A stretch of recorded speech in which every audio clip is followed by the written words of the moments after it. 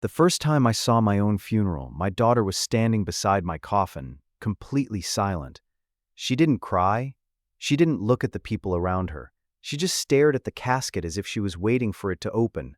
One by one, everyone stepped forward to say goodbye. My brother, my neighbors, old friends from work. Then Emma finally moved. She placed one hand on the coffin, leaned forward and whispered something so quietly that nobody else heard it. I waited too long, too. Then I blinked. The funeral disappeared. I was back inside my car outside St. Andrew's Medical Center with both hands gripping the steering wheel so tightly my knuckles had turned white. Rain rolled slowly down the windscreen while a white envelope rested on the passenger seat beside me. Pancreatic cancer. Those were the only two words my brain had managed to remember after leaving the doctor's office. The consultant had continued talking about treatment, appointments, and survival rates, but everything after those two words sounded like background noise. The only sentence that stayed with me was the last thing he said before I walked out. Don't wait to have the conversations you've been postponing. At the time, I nodded as if I understood. I didn't. Not until I unlocked my phone and stared at my daughter's name. Emma. I hadn't had a real conversation with her in almost 12 years. Not because we'd had one huge fight. Not because she hated me. Because somewhere along the way we simply stopped reaching for each other. Birthdays became text messages. Christmas became cards. Then even the cards stopped coming. I hovered my thumb over the call button, but I couldn't press it. How do you call your daughter after 12 years of silence? Do you apologize first? Pretend nothing happened? Tell her you're dying? Every possible opening sounded wrong. Before I realized it, I locked the phone again. Across the hospital car park, a little girl ran towards her father wearing a paper crown made from colored cardboard. "Daddy, look!" The man immediately crouched down as she jumped into his arms. "Did you make that?" "I won Best Costume." He smiled like she'd just won an Oscar. "Then I guess I have to wear the crown." She laughed while placing it on his head, and without caring what anyone thought, he wore it proudly all the way across the car park. That image unlocked a memory I hadn't thought about in years. Emma had once made me a paper crown almost identical to that one. She couldn't have been older than 7. "You have to wear it all day," she'd said. "Even in the supermarket, especially in the supermarket. What if people laugh? They're just jealous because their dads don't have crowns." I wore that ridiculous thing for nearly 6 hours. She laughed every single time someone stared at me. Back then, making her smile felt effortless. Back then, I honestly believed I would always be the center of her world. Looking back now, people always ask me what happened. They expect some dramatic answer, an affair, a screaming match, a custody battle. Something big enough to explain why a daughter could spend 12 years drifting away from her own father. The truth is much worse. Nothing happened. At least nothing anyone else would notice. Our relationship didn't collapse overnight. It eroded, one disappointment at a time, one canceled plan, one broken promise, one, "I'm sorry, sweetheart, something came up," until eventually those words meant absolutely nothing. The first promise I ever broke seemed so insignificant that day. If someone had told me it would become the first domino in a chain that would eventually end with 12 years of silence, I would have laughed in their face.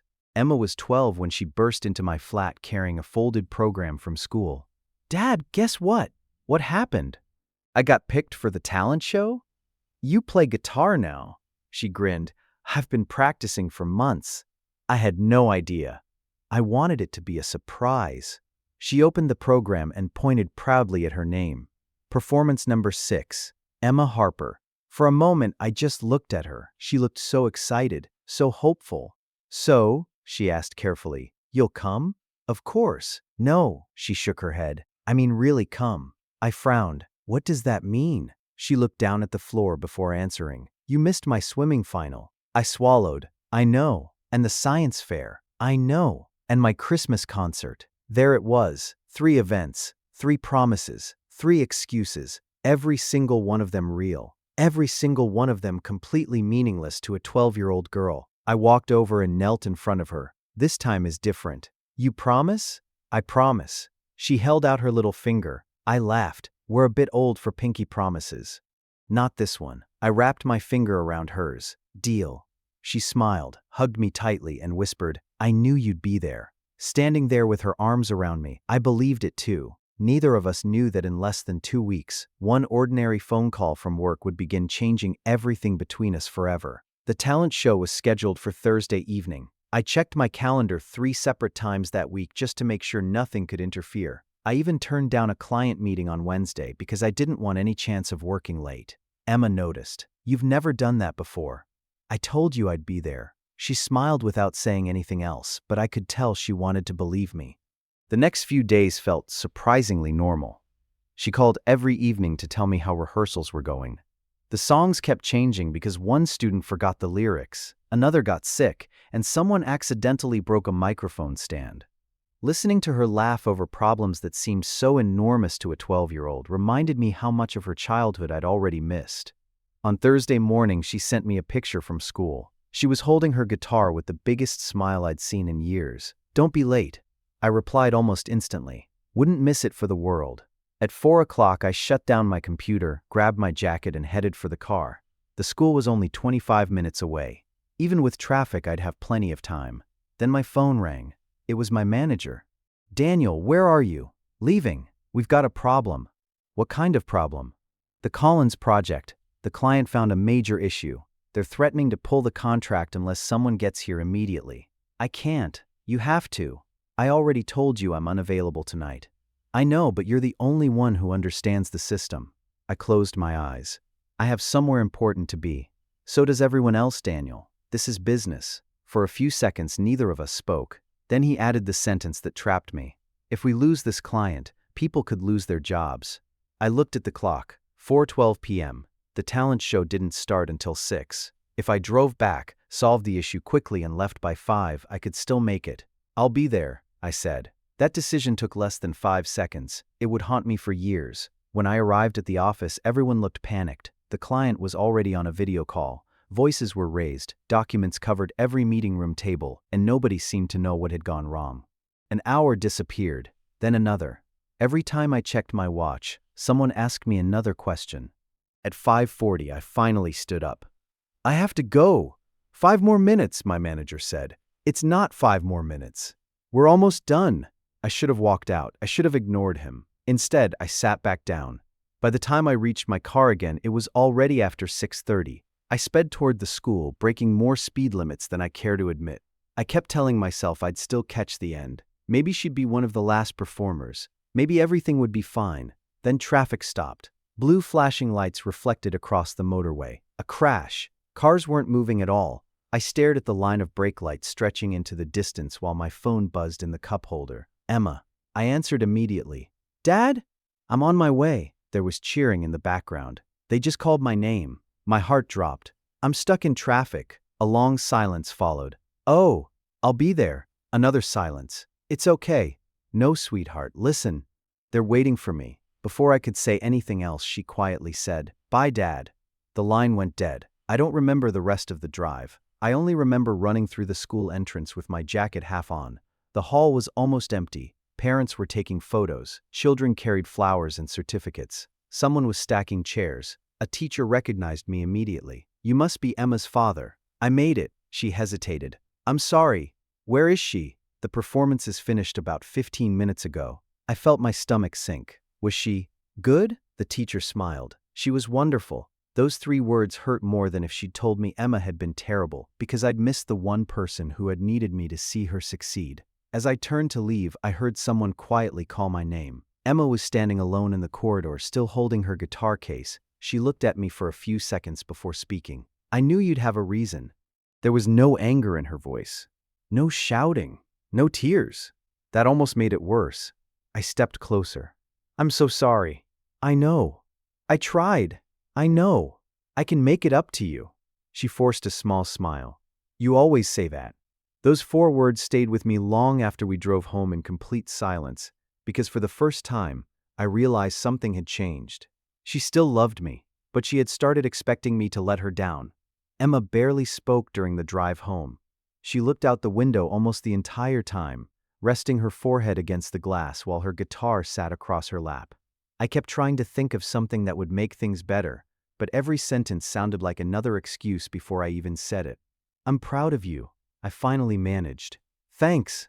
Your teacher said you were amazing." She was being nice. I wish I'd seen it. "I know." That was it. A 15-minute drive, and those 4 words were the longest sentence either of us spoke. When we pulled up outside her mother's house, she reached for the door handle. "Emma." She stopped. "I'm sorry." She nodded without looking back. "I know." Then she got out of the car. I sat there for another 10 minutes after she disappeared inside, convincing myself everything would be okay. Kids forgave their parents all the time. I'd make it up to her. I'd take her somewhere at the weekend. We'd laugh about this one day. I believed that because I wanted to, not because it was true. The following Saturday I showed up with tickets to her favorite amusement park. She opened the front door, looked at the tickets and smiled politely. "Mom already made plans." "Oh, we're visiting Grandma. I can come another day." "Maybe." She wasn't rude. She wasn't angry. She just wasn't excited anymore. That scared me more than if she'd slammed the door in my face. Over the next few months, life settled back into its routine. Work stayed busy, Emma stayed in school, and we still saw each other regularly. From the outside, nothing looked different. But I started noticing small things. She stopped asking if I could come to her events. Instead, she'd simply mention them. "I have an art exhibition next Friday." "Oh? What time?" "6. Do you want me there?" "If you can." Not, "Will you?" "If you can." At first, I thought she was just growing up. Now I know she was protecting herself.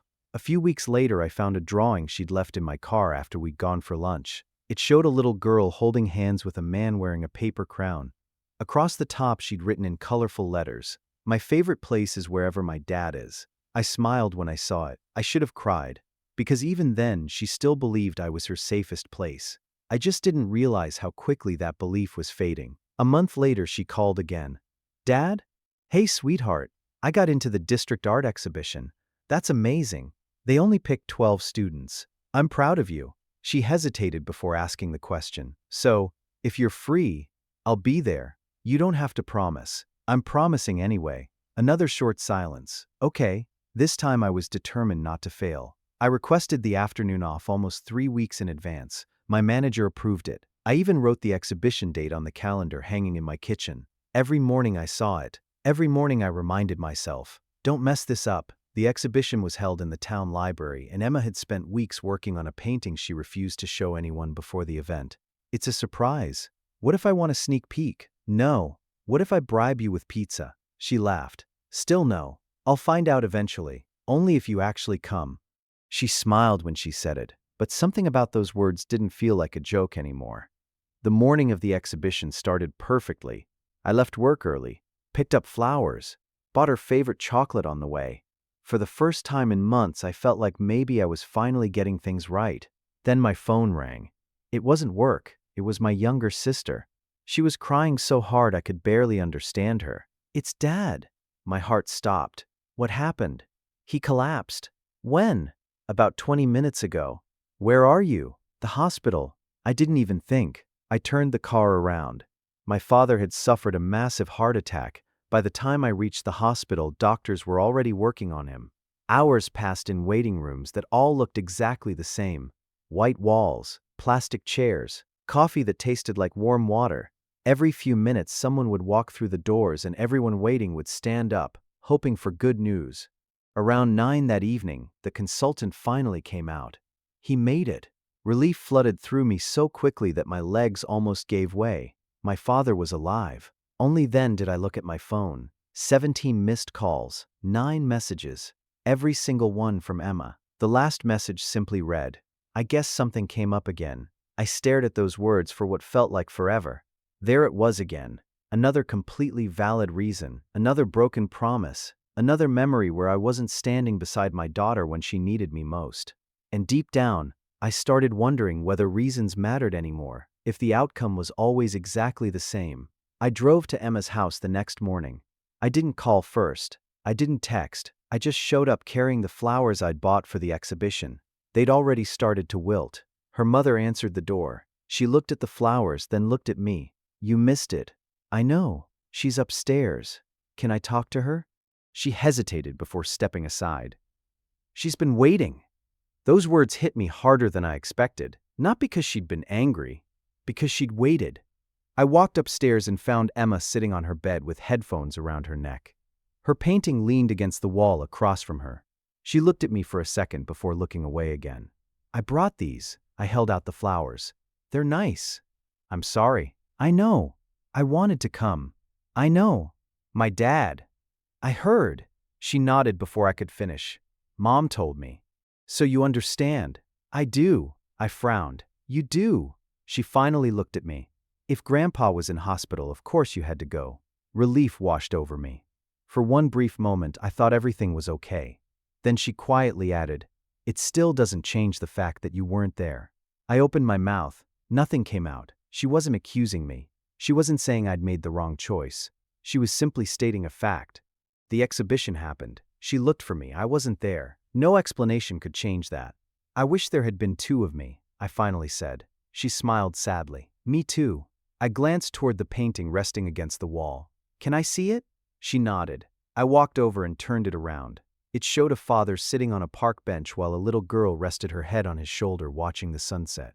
Nothing dramatic, nothing extraordinary, just a quiet evening together. In the corner she'd written one sentence: "Home isn't a place, it's a person." I stood there staring at those words. "You painted me better than I deserved." She shrugged. "I painted how I saw you." That sentence stayed with me for years, not because it was flattering, because I realized she still saw me that way. She was giving me chance after chance to become the father she believed I could be. I just kept arriving too late. The next year things slowly changed. Emma entered secondary school. She became quieter. She cut her hair shorter. She stopped bringing her guitar everywhere. Instead of calling me every couple of days, she'd text. Instead of texting paragraphs, she'd send one sentence. Instead of asking if I wanted to spend the weekend together, she'd simply tell me what she was doing. At first I blamed teenage independence. Then one afternoon I found an old school assignment while helping my mother clean out her attic. The front page read, "My hero." It was Emma's handwriting. She couldn't have been more than 8. The teacher had asked every student to write about someone they admired. I smiled before opening it. Halfway through reading it, I had to sit down. My hero is my dad because he always fixes everything. He makes funny pancakes even when they don't look like pancakes. He lets me stay up late when Mom says no. When he says he'll come, he comes. He never forgets me. I read that last sentence again, then again. He never forgets me. I couldn't remember the last time anyone had described me that way.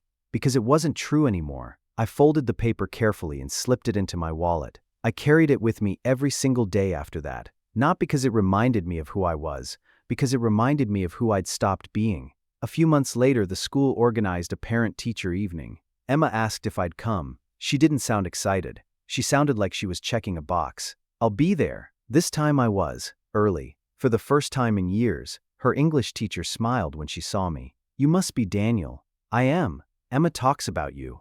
That surprised me. "She does. Sometimes." "What does she say?" The teacher hesitated. "She says you're very busy." I forced a smile. "I suppose that's true. She also says you always mean well." That hurt even more, because somewhere along the line my daughter had started defending me to other people. She was explaining my absences before anyone else could question them, as if she felt responsible for making sure nobody thought badly of her father. When the meeting ended, we walked back to the car together. For a while, neither of us spoke. Then I asked, "How's school really going?" "It's fine." "And your friends?" "They're fine." "You've been saying fine a lot." She laughed quietly. "I guess I have." I looked at her. "You know you can tell me anything." "I know. You don't have to protect me." She stared out of the passenger window. "I'm not." But I wasn't convinced, because for the first time I realized something I should have understood years earlier. She wasn't becoming quiet because she'd learned that expecting less hurt less, and I was the one who had taught her that lesson. Time has a strange way of making painful things feel normal. Not better, just normal. By the time Emma turned 16, we'd settled into a routine that looked healthy from the outside. I saw her every other weekend. We had dinner together once a week when our schedules allowed it. We texted often enough that nobody would have called us estranged. But something important had disappeared. She no longer expected me. If I said I'd come somewhere, she smiled politely instead of getting excited. If I arrived, she was pleasantly surprised. If I didn't, she simply carried on. I kept telling myself that all teenagers became more independent. The truth was much harder to admit. She wasn't becoming independent. She was learning not to rely on me.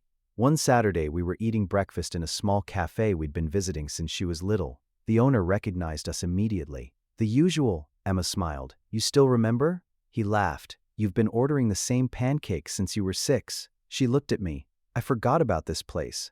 I didn't. For the next hour, we actually laughed. Real laughter. We talked about films, music, and how she'd somehow become taller than her mother.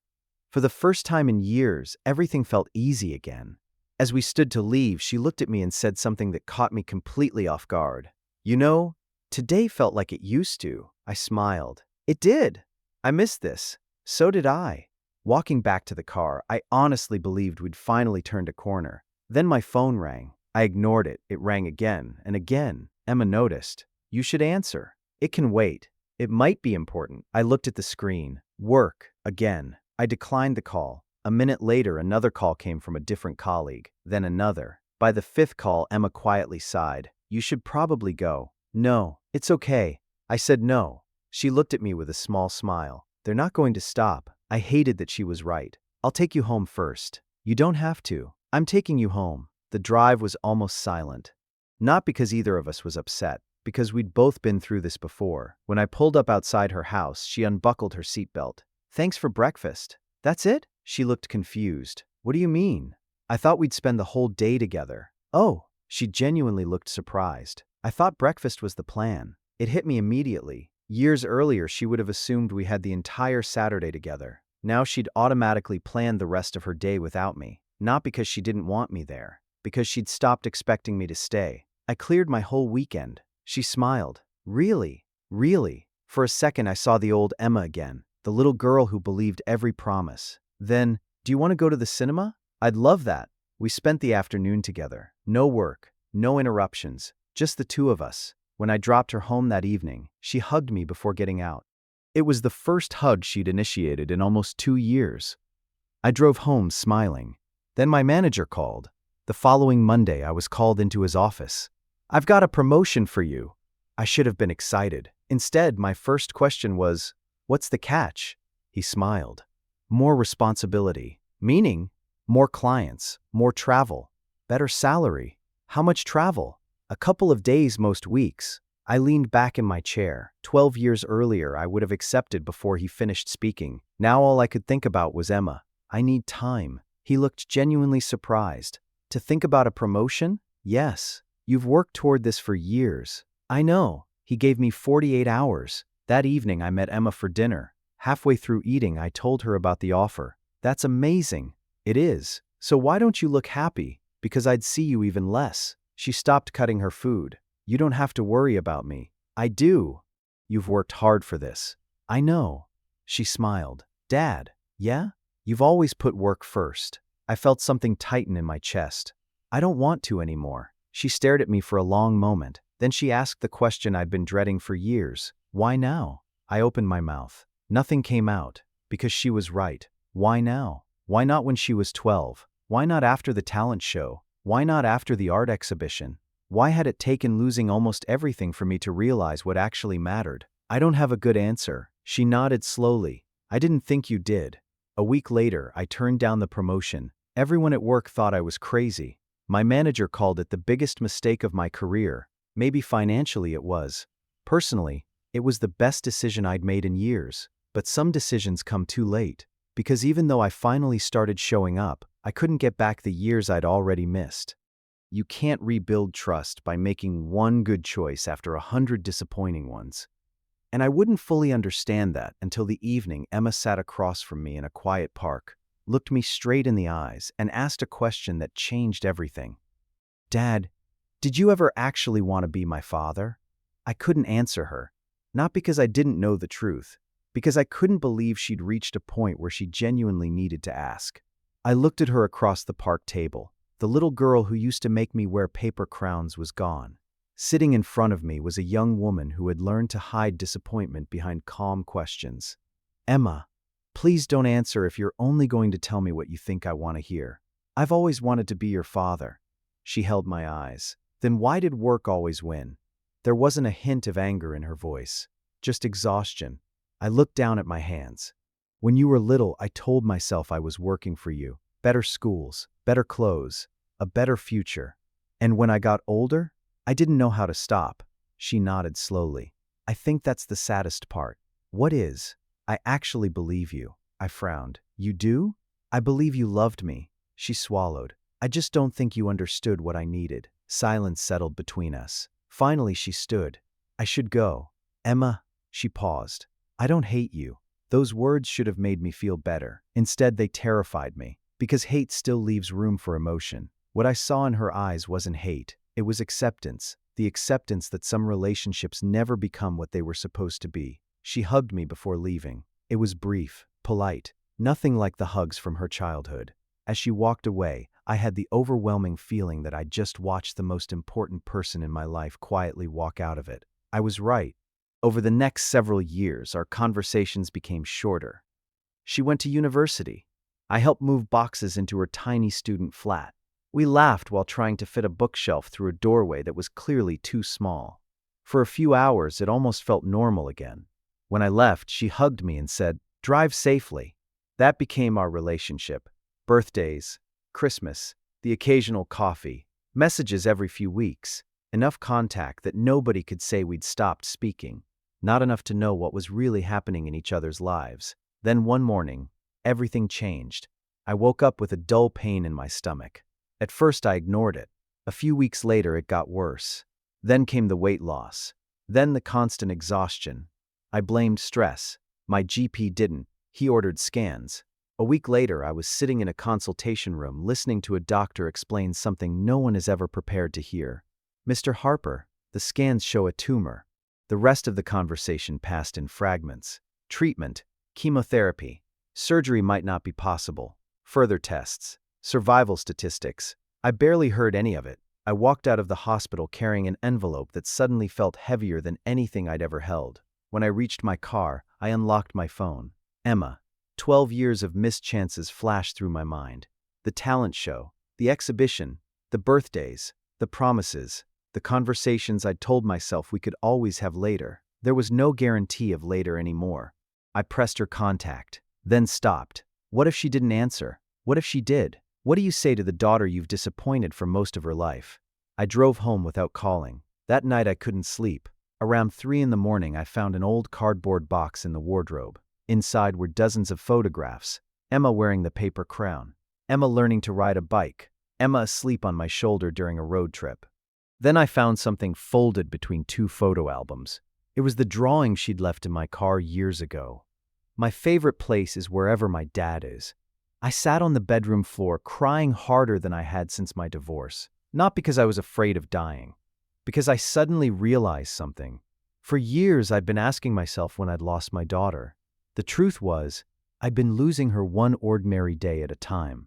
And every single day, I'd convinced myself there would always be another chance tomorrow. The next morning, I finally called. It rang 6 times. Voicemail. I didn't leave a message. I tried again that evening. No answer. The following day, my phone rang. Emma. I answered before the first ring finished. Hi. Hi, Dad. I've been trying to reach you. I know, sorry. Work's been crazy. I almost laughed at the irony. For decades, those had been my words. Now they were hers. I was wondering if, maybe we could meet. There was a pause. Is everything okay?